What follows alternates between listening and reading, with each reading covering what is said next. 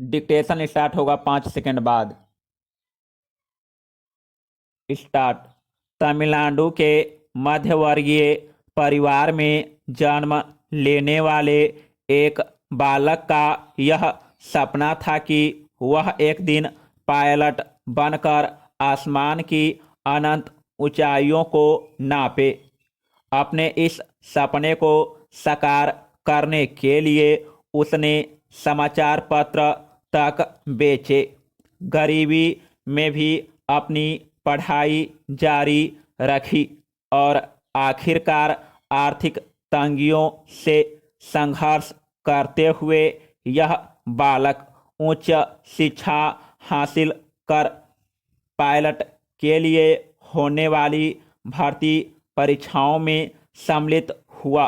उस परीक्षा में उत्तीर्ण होने के बाद भी उसका चयन नहीं हो सका, क्योंकि उस परीक्षा के द्वारा केवल 8 पायलटों का चयन होना था और सफल अभ्यर्थियों की सूची में उस बालक का स्थान 9वां था। इस घटना से उसे थोड़ी निराशा हुई, पर उसने हार न मानी। उसके दृढ़ निश्चय का ही कमाल था कि एक दिन उसने सफलता की ऐसी बुलंदियां हासिल की जिनके सामने सामान्य पायलटों की उड़ानें अत्यंत तुच्छ नजर आती है। उस व्यक्ति ने भारत को अनेक मिसाइलें प्रदान कर इसे सामरिक दृष्टि से इतना संपन्न कर दिया कि पूरी दुनिया उसे मिसाइल मैन के नाम से जानने लगी। इसके बाद एक दिन ऐसा भी आया जब यह व्यक्ति भारत के सर्वोच्च पद पर आसीन हुआ। चमत्कारी प्रतिभा का धनी वह व्यक्ति कोई और नहीं बल्कि भारत के 11वें राष्ट्रपति रह चुके डॉक्टर APJ अब्दुल कलाम थे, जिनकी जीवन गाथा किसी रोचक उपन्यास की कथा से कम नहीं थी। डॉक्टर APJ अब्दुल कलाम, जिनका पूरा नाम अब्दुल पाकिर जैनुलाब्दीन अब्दुल कलाम था, का जन्म 15 अक्टूबर 1931 को तमिलनाडु राज्य में स्थित रामेश्वरम के धनुषकोटी नामक स्थान पर एक मध्यम वर्गीय मुस्लिम परिवार में हुआ था। वे अपने पिता के साथ मस्जिद में नमाज पढ़ने जाते हुए रास्ते में पड़ने वाले शिव मंदिर में भी माथा टेककर अपनी श्रद्धा को व्यक्त करते थे। इसी गंगा जमुना संस्कृति के बीच कलाम ने धर्मनिरपेक्षता का पाठ पढ़ा। उनके परिवार की आर्थिक स्थिति ठीक नहीं थी, इसलिए उन्हें अपनी पढ़ाई पूरी करने एवं घर के खर्चे में योगदान के लिए समाचार पत्र बेचने पड़ते थे। नासा से लौटने के पश्चात वर्ष 1963 में उनके निर्देशन में भारत का पहला रॉकेट नाइक अपाची छोड़ा गया। 20 नवंबर 1967 को रोहिणी 75 रॉकेट का सफल प्रक्षेपण उन्हीं के निर्देशन में हुआ। परियोजना निदेशक के रूप में भारत के पहले स्वदेशी उपग्रह प्रक्षेपण यान SLV-3 के निर्माण में भी उन्होंने महत्वपूर्ण भूमिका निभाई। इसी प्रक्षेपण यान से जुलाई 1980 में रोहिणी उपग्रह का अंतरिक्ष में सफलतापूर्वक प्रक्षेपण किया गया। वर्ष 1982 में वे भारतीय रक्षा अनुसंधान एवं विकास संगठन में वापस निदेशक के तौर पर आए तथा अपना सारा ध्यान गाइडेड मिसाइल के विकास पर केंद्रित किया। अग्नि मिसाइल एवं पृथ्वी मिसाइल के सफल परीक्षण का श्रेय उन्हें दिया जाता है। जुलाई 1992 में वे भारतीय रक्षा मंत्रालय में वैज्ञानिक सलाहकार नियुक्त हुए। उनकी देखरेख में भारत ने 11 मई 1998 को पोखरण में अपना दूसरा सफल परमाणु परीक्षण किया और परमाणु शक्ति संपन्न राष्ट्रों की सूची में शामिल हुआ।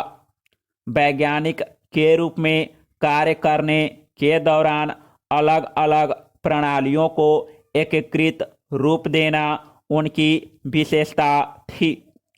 उन्होंने अंतरिक्ष एवं सामरिक प्रौद्योगिकी का उपयोग कर नए उपकरणों का निर्माण भी किया। डॉक्टर कलाम की उपलब्धियों को देखते हुए वर्ष 1981 में भारत सरकार ने उन्हें पद्म भूषण से सम्मानित किया। इसके बाद वर्ष 1990 में उन्हें पद्म विभूषण भी प्रदान किया गया। उन्हें विश्व भर के 30 से अधिक विश्वविद्यालयों ने डायरेक्ट की मानक उपाधि से विभूषित किया। वर्ष 1997 में भारत सरकार ने उन्हें देश के सर्वोच्च नागरिक सम्मान भारत रत्न से सम्मानित किया। उन्हें एस्ट्रोनॉटिकल सोसाइटी ऑफ इंडिया का आर्यभट्ट पुरस्कार तथा राष्ट्रीय एकता के लिए इंदिरा गांधी पुरस्कार भी प्रदान किया गया है। वे ऐसे तीसरे राष्ट्रपति हैं जिन्हें यह सम्मान राष्ट्रपति बनने से पूर्व ही प्राप्त हुआ है। अन्य 2 राष्ट्रपति हैं सर्वपल्ली राधाकृष्णन एवं डॉक्टर जाकिर हुसैन। वर्ष 2002 में अटल बिहारी वाजपेयी के नेतृत्व वाली राष्ट्रीय जनतांत्रिक गठबंधन सरकार ने डॉक्टर कलाम को राष्ट्रपति पद का उम्मीदवार बनाया। विपक्षी पार्टी कांग्रेस ने भी उनका समर्थन किया और 18 जुलाई 2002 को उन्हें 90% बहुमत द्वारा भारत का राष्ट्रपति चुना गया। इस तरह उन्हें 25 जुलाई 2002 को 11वें राष्ट्रपति के रूप में अपना पदभार ग्रहण किया। उन्होंने इस पद को 25 जुलाई 2007 तक सुशोभित किया। वे राष्ट्रपति भवन को सुशोभित करने वाले प्रथम वैज्ञानिक हैं। साथ ही वे प्रथम ऐसे राष्ट्रपति भी हैं जो अविवाहित रहे। राष्ट्रपति के रूप में अपने कार्यकाल में उन्होंने कई देशों का दौरा किया एवं भारत का शांति का संदेश विश्व को दिया। इस दौरान उन्होंने पूरे भारत का भ्रमण किया एवं अपने व्याख्यानों द्वारा देश के नौजवानों का मार्गदर्शन करने एवं उन्हें प्रेरित करने का महत्वपूर्ण कार्य किया। विंग्स ऑफ फायर उनकी आत्मकथा है जिसे उन्होंने भारतीय युवाओं को मार्गदर्शन प्रदान करने वाले अंदाज में लिखा है। उनकी पुस्तकों का अनेक भारतीय एवं विदेशी भाषाओं में अनुवाद हो चुका है।